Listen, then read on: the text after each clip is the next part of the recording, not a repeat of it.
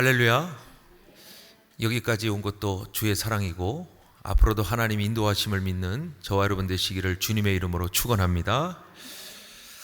오늘 하나님 앞에 온전히 예배하는 것이 참 우리에게는 기쁨되고 감사가 되는 것은 이 세상에 참 많은 악한 것들과 부정한 것들이 많이 있음에도 불구하고 우리가 완전하신 하나님 앞에 온전히 예배 제단을 쌓는 것은 참으로 하나님 보시기에 선한 일이고 기쁜 일이 될 줄로 또한 믿습니다. 오늘 우리가 함께 나눈 이 말씀을 제대로 아시려면요, 집에 가서 신명기 15장을 전부 다 읽으셔야 됩니다. 사실은 신명기 15장의 내용은 안식년에 관한 내용입니다. 그리고 또한 비탕감에 관한 채무관계를 언급한 율법이라고 할 수가 있습니다. 하나님께서요, 모세를 이스라엘 백성들에게 거룩하다라고 가르쳤습니다. 즉 다시 말하면 어느 민족보다도 이스라엘 민족은 하나님이 택하신 민족이다, 하나님이 사랑하시는 민족이다 라고 말하면서 하나님께서 택하신 민족이 해야 할 두 가지가 있다라고 신명기에 강조 거듭 반복하고 있어요. 첫 번째는 제사, 두 번째는 율법을 지키는 것인데, 제사는 하나님과의 영적 관계를 세우기 위하여 믿음으로써 하나님과의 예전적인 관계로 하나님께 드리는 이러한 것을 제사라고, 즉 영적 관계를 세우는 것이고요. 그리고 율법은 내 삶을 하나님께 드리는 것이에요. 그래서 율법은 시시콜콜하게 정말 식거리, 먹거리부터 시작을 해가지고 장래에까지 모든 절차와 모든 어떤 항목들을 모세가 다 일일이 하나님의 영감으로 그들에게 가르쳐주면서 이것을 지켜야 너희들이 거룩한 백성으로 의롭다 칭함을 당한다, 이렇게 말을 하고 있는 것입니다. 즉 율법을 그냥 지키라는 것이 아니죠. 하나님을 믿는 백성은 복을 받는다. 그러니까 율법을 지키는 것은 하나님이 복을 주시는 방법이고, 또 율법을 지키지 아니하면 너희들은 하나님께서 다시 믿음으로 회복시키기 위하여 저주하시기도 하실 것이다. 그러니 율법을 지켜라. 지키는 게 복이다. 이것이 신명기에 나오는 대략적인 전체 괴갈적인 부분이라고 할 수가 있는 것입니다. 그래서 오늘 특별히 신명기 15장의 말씀에 안식년의 규례를 언급하면서 오늘 우리가 읽은 부분은 가난한 자들을 위한 나눔 그리고 베품에 관한 율법을 기록하고 있어요. 여러분, 안식일이 언제인지 아시죠? 안식일은 7일이고요. 또 안식년은 7년째 되는 날이고요. 그리고 또 하나 있죠? 희년. 희년은 이 안식년이 7번 지난 그 다음에, 그러니까 50주년이 되는 날을 희년이라고 말을 합니다. 보통 이제 안식일에는 유대인들이 아무 일도 하지 않죠. 전깃불도 끄지 않습니다. 아무 일도 하지 않아요. 최대한 율법에 맞추어서 자신이 하나님 앞에 드릴 거를 안식하는 일에 최선을 다하고요. 그렇다면 안식년도 마찬가지겠죠. 안식년에는 세 가지 특징이 나와요. 세 번째, 7년이 되는 때는 첫 번째로 농사를 짓지 않아요. 그 땅을 한번 쉬게 합니다. 그래야 그 땅이 비옥하게 다시 해가리를 하면서 그 다음 해에 하나님이 약속을 하셨어요. 축복하리라 했으니까 2배 이상의 소출을 하나님이 허락하셨으니까 그 율법을 지키는 것이고요. 두 번째는 이 비탕감을 해줍니다. 6년 동안 이제 빚이 있었으면 채권 채무 관계를 다 믿음으로 정리를 하게 되죠. 그리고 세 번째는 노예를 해방시켜 줍니다. 6년 동안 일한 노예를 해방을 시켜주는데, 해방할 때 선택하라 그러죠. 너 나랑 평생 같이 할래? 라고 하면은 그건 자유종이 되는 거죠. 그래서 노예가 아닌 청지기가 되는 겁니다. 청지기가 되어서 어떤 징표를 삼죠? 귀에 귀걸이를 뚫어가지고, 여성들이 귀걸이를 뚫는데 노예가 귀걸이를 딱 뚫으면은 그 집안의 자유된 종이에요. 청지기. 스스로 내가 종이 되겠다 하여 제한적 자유를 주면서 그 집안을 재산을 맡고 최선을 다하는 종으로서의 임무를 감당하는 것이죠. 이렇게 안식년의 율법이 성문서, 다시 말하면 글로 된 율법으로 기록이 됨으로 말미암아 이 6년의 삶 중에 7년의 안식일 동안 가난한 자에게 이 남아있는 밭에 있는 음식이라든지 아니면 포도밭의 소출이라든지 그것들은 충분히 가난한 사람들이 따먹을 수 있도록, 가져갈 수 있도록 그렇게 허락하는 은혜의 해가 바로 안식년이라는 것입니다. 그런데 사실 안식년을 이제 찾아오면요, 우리 입장에서는 땅 주인이나 아니면은 채권자의 입장에서는 상당한 손해를 볼 거라고 우리는 예상을 합니다. 왜 그러냐 하면 본인들이 서로 계약을 한 거 아니겠어요? 돈 빌려달래서 돈 빌려준 거고, 그리고 돈 빌려줬으니 이자 받아 내가 그것을 당연히 권리를 행사하는 거고, 또 땅도 내 마음대로 7년이 되든 8년이 되든 그 땅의 토질이 잘 모르겠지만 농사를 지면 되는 거 아니냐. 어떻게 보면 가진 자 그리고 누리는 자들에게 있어서는 안식년은 손해가 되는 날이기도 합니다. 뭐 경제적 손실도 어떻게 보면 가져올 수 있겠죠. 그런데 하나님께서 법을 지키라고 하는 것은 아까도 제가 언급을 했지만 하나님의 법은 두 가지밖에 없어요. 지키면 축복이고 안 지키면 하나님이 내버려둬요. 저주하신단 말이에요. 그러면 이 소유자와 채권자는 무엇을 믿고 이렇게 안식년을 지키는 걸까요? 물론 하나님 앞에 순종하는 부분도 있겠죠. 그러나 하나님은 분명히 그 일에 대해 책임을 지시겠다라고 말씀을 명시해 두셨어요. 제가 아까 말씀드렸죠. 7절 11절로는 신명기 15장의 내용을 다 할 수가 없습니다. 한 부분일 뿐이에요. 가난한 자에게 손을 펴서 주라는 어떤 의미인데, 이전의 말씀을 한번 볼게요. 여러분 본문 6절의 말씀을 보시면은 5절은 없는데 6절과 동일하기 때문에 6절을 봅니다. 내 하나님 여호와께서 내게 허락하신 대로 내게 복을 주시리니 라고 돼 있어요. 그러니까 말씀을 지키는 대로 그 허락을 따라가면 복을 주신다 명시하고 있어요. 그리고 그 다음에 뭐라고 돼 있죠? 내가 여러 나라에 꾸어줄지라도 너는 꾸지 아니하겠고. 그죠? 이 민족이 하나님이 복을 주시는데 어떻게 주시느냐? 그런 관계가 중요한 게 아니고 나라와 나라 사이에 너희들은 이 채권자가 되지 채무자는 되지 않을 것이다. 아주 쉽게 설명을 드리는 거예요. 그리고 또 뭐라고 되어 있느냐? 네가 여러 나라를 통치할지라도 너를 통치를 당하지 아니하리라. 이렇게 약속을 했단 말이에요. 그러니까 율법의 개념이 하나님과 개인과의 어떤 개념이겠지만 하나님의 개념은 다시 그 민족 전체를 향한 약속이라는 거예요. 그래서 그것을 지키는 민족은 이렇게까지 하나님이 채권 나라가 되고, 그리고 정복은 할지라도 너희들이 다스릴지라도 다스림을 당하지는 않게 하리라 라고 하는 하나님과의 새로운 관계가, 언약이 안식년을 통하여 세워지는 거예요. 갱신되어 가는 거예요. 그래서 율법을 믿고 하나님을 전적으로 신뢰하는 자들은 땅 가진 자, 채권자라 할지라도 이 안식년을 철저히 하나님께 지키면 하나님은 보증을 서주시는 거예요. 그리고 담보를 주시는 거예요. 뭘요? 보증은 하나님 자신, 담보는 하나님의 말씀. 그러니 그 어떤 것보다도 완벽하고 또 영원불멸한 말씀이 이 담보가 되고 하나님의 말씀이 보증이니까 더 이상 뭘 보증을 쓰고 뭘 담보를 쓰겠습니까? 물건보다는 신권이 우선인데 유대인들에게 사상은 신권이 우선이에요. 즉 하나님의 권세가 우선이란 말이에요. 그러니 그것을 믿고 따르지 않겠습니까? 그런데 여러분, 하나님의 말씀을 순종하는 자에게 하나님은 말씀하신 대로 역사하시거든요. 만약에 안식년을 지킨 소유주라든지 아니면 채권자는 어떻게 될까요?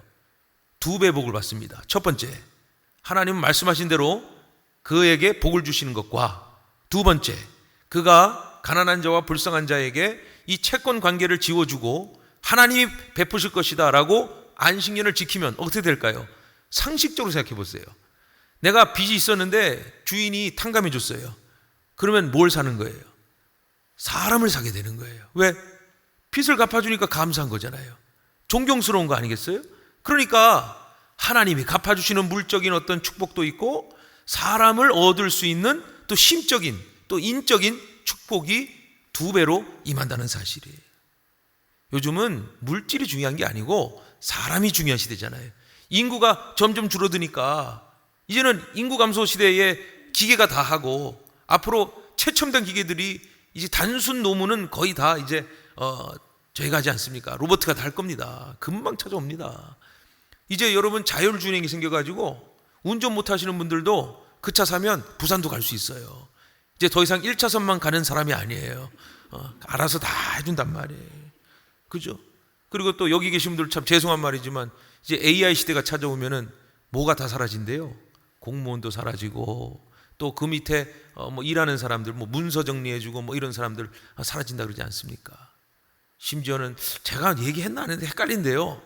해도 용서하세요. 내가 기억이 안 나가지고 저 독일의 교회 가면은 로버트 목사님 계시고 저 일본 신당 가면은 이거 경 읽어주는 로버트 있고요. 중국에 가면은 절에서 그 해주는 목탁 두들겨주는 로버트가 있대요.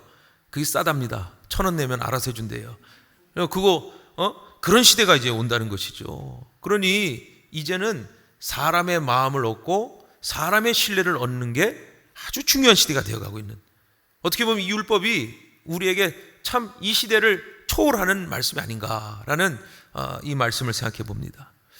그래서 안식년이 될 때 이 채무 면제에 관한 규례는 이스라엘 경제를 아주 건강하게 세울 수 있는, 이거야말로 하나님이 가난한 자를 도움으로 말미암아 이 경제를 지탱할 수 있는 사람들을 다시 세울 수 있고 살릴 수 있는, 패자부활전을 할 수 있는 그러한 경제적인 정책도 율법으로 하나님께서 그렇게 이스라엘 백성들을 향해서 정해주셨다는 사실이에요. 그래서 안식년은 손해가 아닙니다.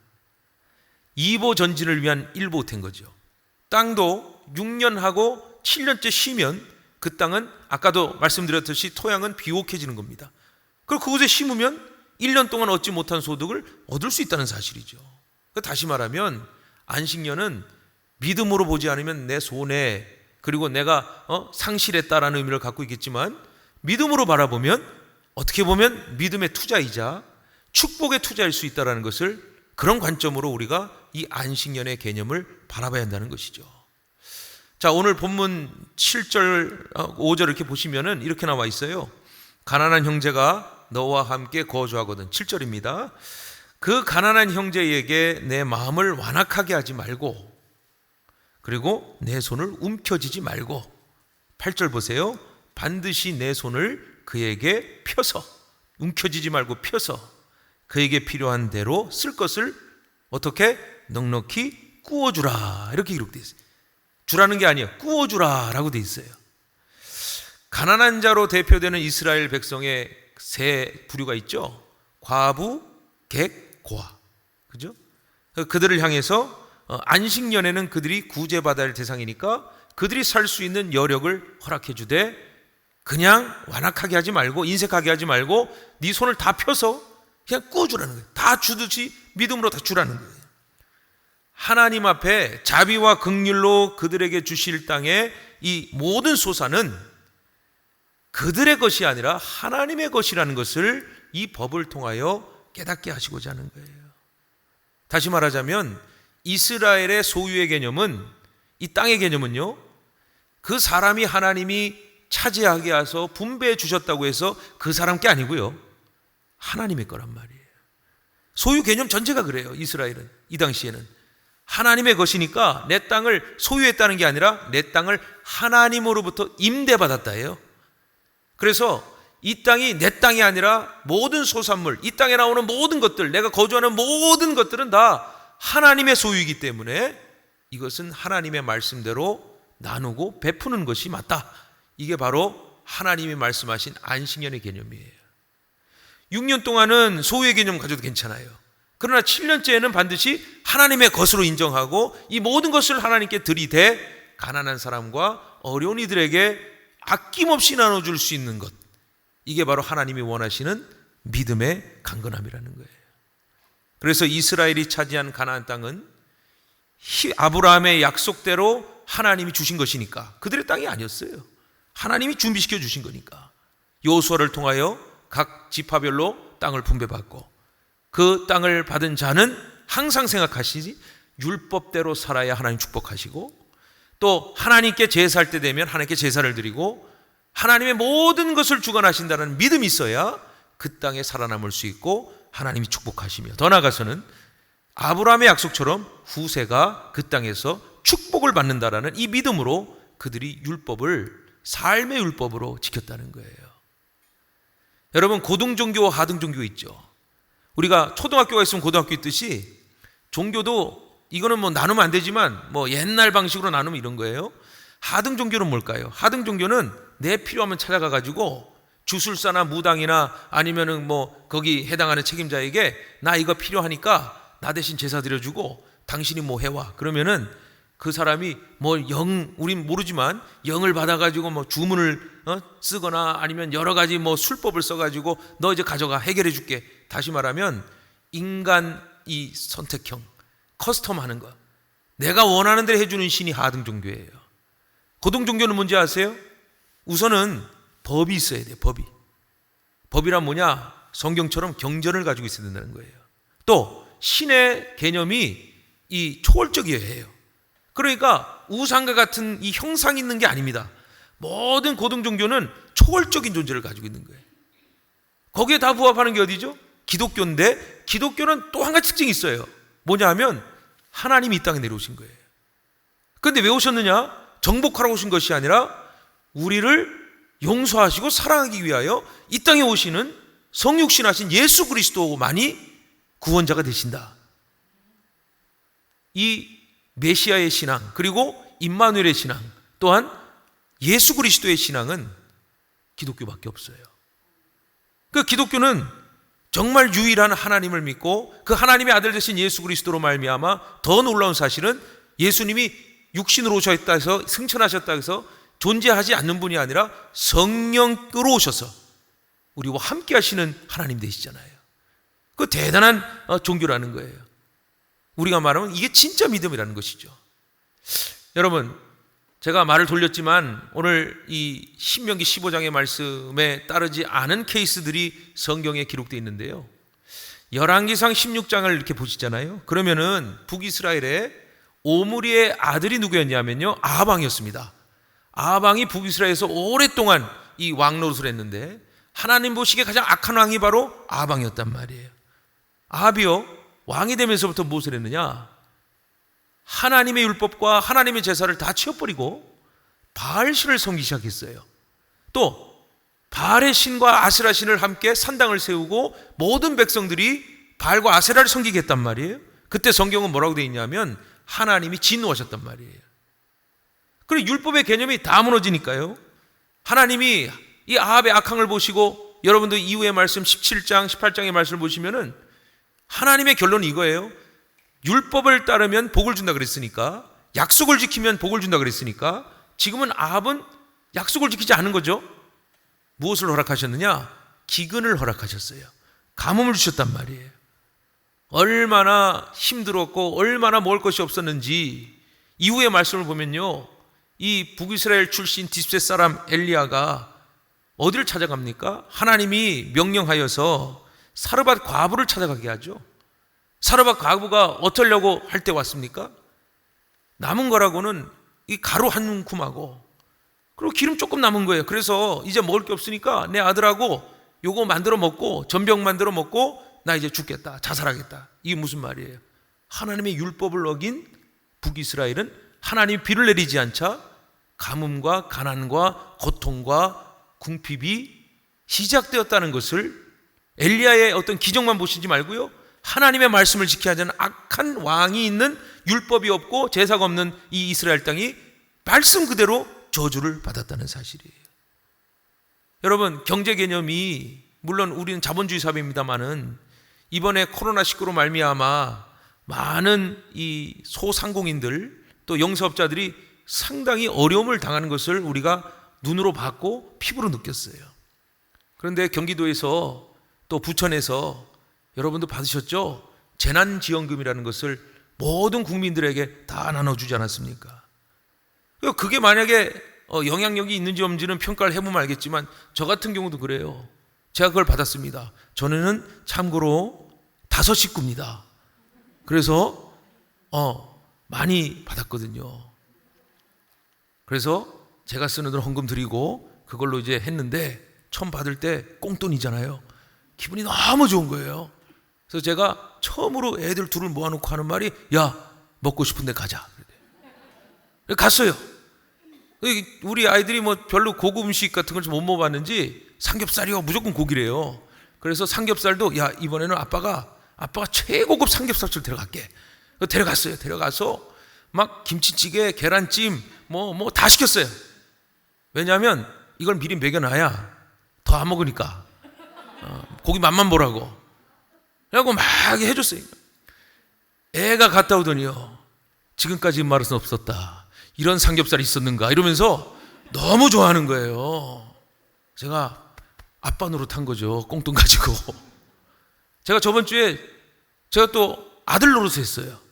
저희 어머니 아버지 모시고 갈비찜 집에 가가지고 갈비찜을 이제 대접을 했어요. 제 아버지가 좋아하시는지 아닌지 모르겠어요. 어쨌든 저는 아들 노릇 한 거예요. 근데 분명히 제가 그 인터넷 찾아봤어요. 거기는 긴급 재난 기금이 되는 곳이구나 했는데 안 되는 거예요. 생돈 날라갔어요. 그런데 그게 뭐가 중요해요. 내 부모님들 100만 원, 1억만큼도 내가 드려도 안 아깝지 않은데, 진짜로 진짜예요. 진심이에요. 전 다 드려도 기뻐요. 다 드려도 기쁜데 어쨌든 꽁돈에서 조금만 이 돈을 내야 된다니까 이럴 수가 있는가 이런 생각이 들더라고요. 재난기금 시작할 때 제가 운동하는 곳 옆에 이 마트가 있었는데, 제가 항상 그 음료수를 사러 가는데 사람들이 없었는데 막 사람들이 몰려오는 겁니다. 줄을 쭉 서는 거예요. 그래서 이거 왜 그런가 봤더니 다 카드 하나씩 들고 오시더라고요. 재난기금 쓰려고 오신 거더라고요. 그러니까 다시 말하자면 그 큰 마트들, 우리가 말하는 뭐 영마트, L마트 뭐 있지 않습니까? S마트, 거기는 항상 붐비는데 그때만큼은 사람들이 와서 그 뭐랄까요, 영세 상인들, 또 아니면은 그 기업들, 작은 기업들, 그 기업들을 세워주는 거죠. 여러분, 경제를 이렇게 보잖아요. 경제가 탄탄하려면요, 밑바닥이 탄탄해야 됩니다. 지면이 탄탄해야지. 또 경제가 안정이라는 의미는 이 중산층들이 많아야 되잖아요. 중산층들이. 근데 지금 한국은 OECD 국가 중에서 제일 위험한 게 뭐냐면 이 부유층하고 하층민이 많다는 거예요. 지금 우리 이때 한 20년 전만 해도 중산층이 많았던 안정적인 국가였는데 갑자기 이 내려갔단 말이죠. 근데 이 코로나로 말미암아 만약에 이 정말 어려운 분들이 이기지 못하면요, 거기는 당연히 쓰러지지라고 생각하겠지만 아닙니다. 거기가 무너지면 중산층 무너지는 거고, 그 다음에 나라 경제가 무너지는 거예요.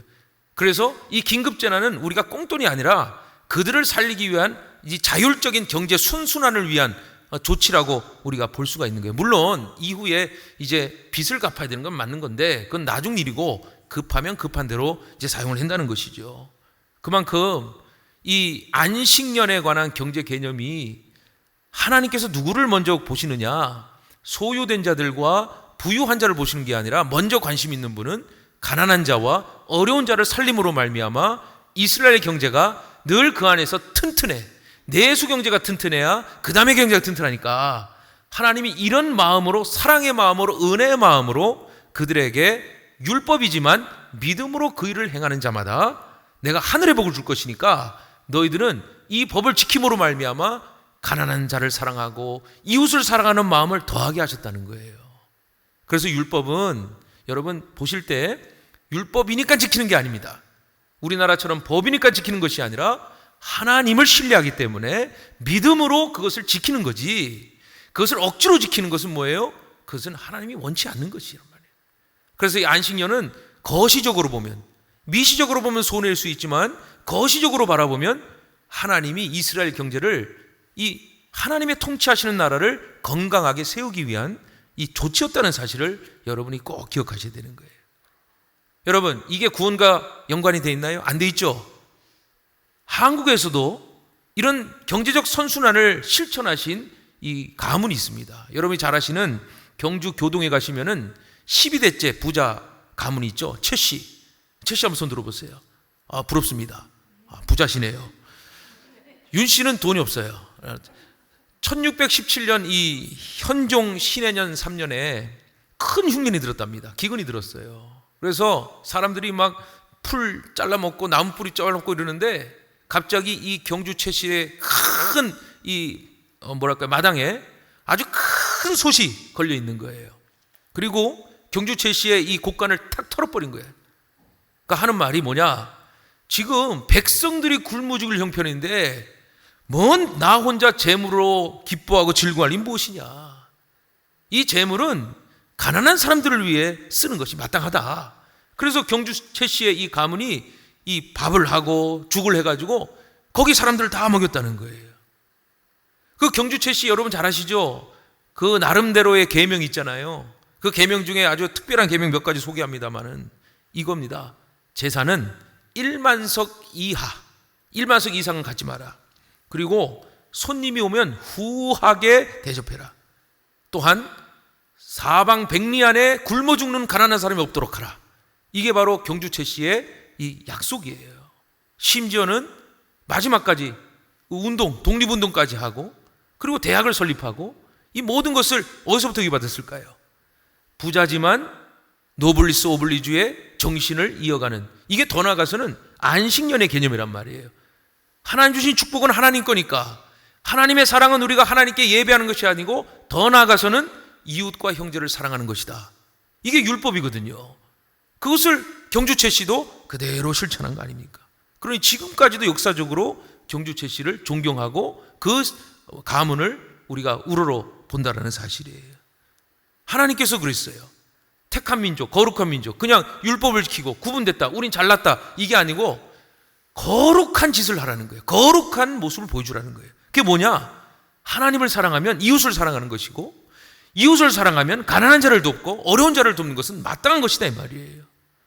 여러분, 이 율법이 예수 그리스도께서 승천하신 이후에도 일어났어요. 사도행전 이 5장에 보면 예루살렘 교회에 어떤 일이 벌어졌어요? 말씀에 나와 있죠. 그들이 물건을 쓰고 나누기 시작했어요. 또 어려운 교우들을 위하여 자신의 땅을 팔아 사도들의 발 앞에 두고 우리 교회는 어려운 사람을 엮여주세요. 자기 자신을 팔아서 재산을 팔아서 다 가난한 사람 없도록 나눠줬다는 거예요. 그 원인이 뭐예요? 그들은 두 가지예요. 하나, 성령 충만을 받았어요. 나 예수 믿은 게 기뻐요. 난 영혼 구원 받았어요. 그리고 그들은 믿었어요. 뭘? 주님이 언제든 다시 오실 때 이 땅의 것은 다 필요 없다. 그러니 내가 내 것을 가지고 가난한 자를 도와주는 건 예수님을 돕는 것이고 불쌍한 자를 돕는 것은 하나님의 뜻을 이루는 것이다. 이 믿음을 가지고 자신의 재산을 다 팔아가지고 이 사도의 발 앞에 두고 교회에 가난한 사람을 맡겨주세요. 그 이후로 구제가 일어나고 많은 사람들이 교회로 와 예수 그리스도를 영접하는 역사가 성경에 기록되어 있다는 거예요. 여러분, 예수님의 사랑은 어떤 사랑이에요? 두 가지 사랑 아닙니까? 하나님 사랑과 이웃 사랑입니다. 가장 가까운 이웃이 뭐죠? 우리 가정이죠. 그리고 두 번째 가까운 이웃이 뭐죠? 교회의 믿음의 형제와 자매들이죠. 그러니 이 구약의 사건과 신약의 사건은 사실은 데칼코마니처럼 딱 붙으면 동일한 거예요. 뭐 구약 율법이라 폐해야 된다, 구약 율법 나쁘다, 아니에요. 율법은 두 가지입니다. 하나님 사랑과 이웃 사랑이고요. 예수님도 이 땅에 오셔서 우리에게 강조하신 세 계명 두 가지는 하나님 사랑과 이웃 사랑이라는 거예요. 그러니 당장 먹고 살기 힘든 형편에 있는 모든 이들을 구제하고 그리고 돕는 것은 교회가 하나님 사랑을 이루는 것이고 더 나아가서는 예수 사랑을 실천하는 거예요. 이번 코로나19로 인하여서 제가 속한 시찰이 있는데요. 저는 지금 시찰장을 하고 있습니다. 근데 시찰 내에 교회 운영이 어려운 교회들이 상당히 많다는 소식을 들었습니다. 전화를 해보고 연락해보면 어렵습니다. 특히 임대료의 문제가 굉장한 어려움이 있더라고요. 그래서 몇몇 교회, 노회 교회가 앞서서 뭐 7교회, 5교회 해가지고 3개월, 1년을 임대료를 부분적으로 지원하는 그 선한 일들을 행하기 시작하셨어요. 그러자 노회에서 중형교회들이 또 지원을 하기 시작했습니다. 그런데 그렇게 지원을 해도 어려우신 교회들이 더 이상 손을 못 내미는 것은 이미 지원을 받고 있는데 어렵다는 말을 하기가 굉장히 미안해 하시는 거예요. 그래서 제가 그 시찰 내에서 우리 임원들 함께 모여가지고 그냥 우리도 시찰 내에서 도울 교회를 돕시다 해가지고 저희 교회에서도 모금을 해가지고 도와달라는 교회 아무 조건 없이 아무 이유 없이 그냥 도와주십시오 하면 우리가 최대한 도와드리겠습니다. 그래서 4교회, 5교회를 한 2번을 연속해서 우리 임원 목사님 교회하고 또 협조하는 교회 통해 가지고 돕기 시작했어요. 아무 이유 없이 그냥 뭐 안 물어봐요. 이유도 없어요. 사연도 필요 없어. 무조건 힘들다 도와주는 거예요. 그 일을 하고 나니까 참 마음이 기쁘고 뿌듯하고 저희도 모아서 드리니 자랑스럽고 하나님께 감사하고, 그리고 이웃교회가 우리 형제 아니겠습니까? 주 예수 교회 안에만 형제자매가 아니지 않습니까? 우린 공교회 아닙니까? 각 교회마다 다 개교회이지만 그리스도의 이름 안에 모이는 교회는 다 교회란 말이에요.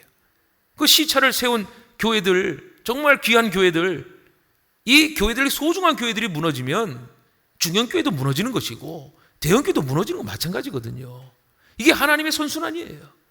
큰 교회는 작은 교회를 돕고 작은 교회는 또 큰 교회에 협조하고, 이것이 아름다운 그리스도의 사랑을 이어지는 교회의 전통이라고 할 수가 있단 말이죠. 그러니 돕는 것은, 안식년의 개념을, 가난한 자를 돕는 것은 당연히 우리가 그냥 선택하고 우리가 필요해서 하는 것이 아니라 당연히 해야 될 그리스도의 법이고, 그것이 또 그 사람을 살리면 그 사람도 또 살아서 도울 수 있는 이 영적인 사랑의 선순환의 법이라는 사실을 우리가 기억하셔야 되는 거예요. 다만 여러분, 오늘 말씀에서 아주 중요한 말씀이 있어요. 그냥 행위의 도움으로 해서 도와준 사람이 도움을 받는 사람 위에 있는 것이 아니에요. 오늘 말씀이 이렇게 되어 있습니다. 너희들이 도와줄 때는 이렇게 하라는 거예요. 첫 번째, 네 마음을 완악하게 하지 마라 이거예요. 구제는 긍휼과 자비로 하는데 그건 누구의 성품이에요? 하나님의 성품이란 말이에요. 내가 구제를 한 게 아니에요. 하나님이 나를 구제하게끔 도구로 사용해 주신 거예요. 그래, 내가 권리 없어요. 그냥 나는 하나님이 나를 은혜 주시고 나를 구원하시고 내게 기쁨 되시는 게 기뻐서 도와주는 것이 하나님의 은혜고 하나님의 기쁨이고 하나님의 영광이니까, 도와준 사람이 해가지고 이거 해라 저거 해라 할 거 없어요. 우린 모두 다 똑같은 존재예요. 구원받은 존재. 우리가 조금 더 가질 뿐이고, 그것을 나누는 것이, 그것을 가진 것도 하나님의 것임을 인정하라고 분명히 모세는 말하고 있습니다. 두 번째, 내 손을 움켜쥐지 말고 펴라고 합니다. 무슨 말이죠? 모든 소유가 내 소유로가 하면 아까워요. 그리고 내가 계산해가지고 1% 2% 내는데 바빠요. 그런데요, 하나님 명령하셨어요. 너 잡고 있는 거, 너 이거 안 가져도 되잖아. 펴. 그리고 나눠줘. 왜? 그냥 주라는 게 아니라 그랬죠. 하나님 율법 지키면 하나님이 축복하겠다고 약속하셨단 말이에요. 그러니 손을 펴서 마음껏 하나님께 드리듯이 가난한 형제와 이웃들을 돕는 것은 하나님이 복 주시고 하나님이 구원하시고 하나님이 인도하심을 증거해라. 네가 했듯이 하지 말고 주님이 하셨다고 말해라. 여러분, 구역의 역할이 뭐가 있나요? 저도 항상 가르치고 있지만 구역이 하는 역할은 예배드리는 역할 뿐만이 아니고 그 동네에 가난한 사람이 있는지 없는지 돌아보는 거예요.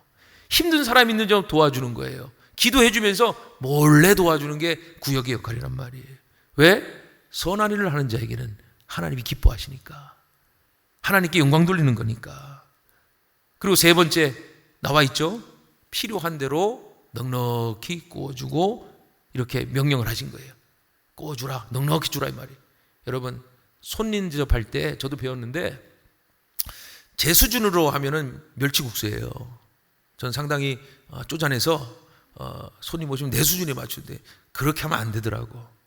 내가 저분을 존경하고 사랑하고 내가 정말 사랑한다는 마음으로 나보다 수배의 것을 대접을 해야 돼요. 귀하게, 정성껏, 최선을 다해서. 그건 물질의 문제가 아니에요. 마음의 문제예요. 음식 한번 제대로 대접하면 사람 마음을 살 수가 있단 말이에요. 그게 비즈니스의 영업이란 말이에요. 비즈니스도 이렇게 하는데, 교회는 뭐라 그랬어요? 성경에 나그네를 잘 대접해라, 손님을 잘 대접해라 그러잖아요. 여러분, 교회 오시는 손님 잘해드려야 돼요. 최선을 다해야 돼요. 이게 주님의 명령인 거예요. 마찬가지예요. 베풀려면 이왕 하나님 영광 돌리고 하나님 기쁨 되려면 손에 있는 거 풀고, 그리고 너 수준에서 하지 말고 그들이 넉넉하다 할 정도로, 그들이 기뻐할 정도로 다 구워주라 이거예요. 아까 말했죠. 그냥 주라가 아니라 구워주라 그랬단 말이에요. 구워주라. 뭐 채권 채무 관계가 아니고요. 그것이 무슨 말이냐? 하나님이 다 보증서 줄 거고 하나님이 다 채워줄 거니까 그 믿음 갖고 하라는 거란 말이에요. 하나님께 예물을 드리는 것도 소중하지만 여러분, 신명기를 보시면은 특별한 11조가 있어요. 어떤 11조예요? 가난한 사람을 위해 준비하는 11조가 또 있어요. 그럼 또 헌금 내. 또 돈 내야 돼. 그게 아니고 오늘도 하나님께 드림이 기쁨됩니다. 이 드림을 통하여 가난한 자가 생명을 얻을 수 있다면, 그리고 그리스도를 믿을 수 있다면, 하나님, 우리 입술로 늘 고백하듯이 전심을 다하여 온몸 다하여 내 목숨을 다하여 고백했던 것처럼 작은 물질로 하나님께 이웃을 향해 드린다면 그 이웃이 얼마나 감격하고 기뻐하겠습니까? 어쩌면 장래에 그가 복음을 전하는 귀한 이가 될지, 그의 가정이 복을 받아 하나님께 영광을 돌릴 가정이 될지 우린 전혀 알 수 없어요. 그러나 우리가 믿음은 하나님이 원하시는 일을 하면 하나님은 우리를 반드시 보응하시고 하나님은 반드시 우리에게 축복을 주신다. 이 믿음으로 항상 주 안에 기쁨 되고 교회의 영광이 되고 또 여러분의 이 삶이 믿음의 복이 충만하시기를 주님의 이름으로 축원합니다. 저는 살아오면서 뭐든 이제 받는 게 있으면 항상 하나님께 드리거든요. 가난한, 지금도 15년 동안 굿네이버스에서 일부를 계속 지금 기부하고 또 한 번 더 이제 하나 더 개설해서 하나 더 지금 여유가 좀 있어서 기부를 하고 있습니다만은 전혀 거기 뭐 얼마가 쌓이든 얼마를 내든 전혀 관심이 없어요. 그냥 드림의 기쁨이 있어요. 드림의 기쁨이 있으면 채워줌의 기쁨이 있더라고요. 어디를 통하든지 하나님이요, 우리에게 일용할 양식, 필요한 것들은 다 하나님이 주실 줄 믿어야 채워주시는 거예요. 드리는 데 아깝다 하지 마시고 드리고 나눔의 기쁨을 누리시고 거기에 또 하나님이 채워주심을 경험하고 늘 그렇게 영적 성순환, 경제적 성순환, 삶의 선순환이 하나님과 나의 관계 속에서, 이웃과 형제 사이 속에서 늘 이렇게 하나님 앞에 이루어지면 주 예수 교회는 복받는 성도가 충만해질 것이고 모든 일이 주 안에 형통하게 될 줄로 믿으시기를 축원합니다. 기도하겠습니다. 하나님 감사합니다. 오늘도 주 앞에 예배하고 말씀으로 우리 자신을 돌아봅니다. 안식년을 통하여 우리가 우리의 손을 펴고 또 넉넉히 구워주고 또 인색하지 말고 완악하지 말고 자비와 긍휼로 하나님 마음으로 마음껏 도울 수 있도록 인도하여 주시옵소서. 다음 달에 바자회가 있습니다. 하나님 이 일을 통하여 하나님께 놀라운 일들이 일어나는 깨닫게 하여 주시옵시고 어려운 이들을 도울 수 있도록 큰 역사 이루어 주시옵시고 준비하는 손길에 힘을 더하여 주시옵소서. 모든 것을 주께 의탁하오며 예수 그리스도의 이름으로 기도 올리옵나이다. 아멘.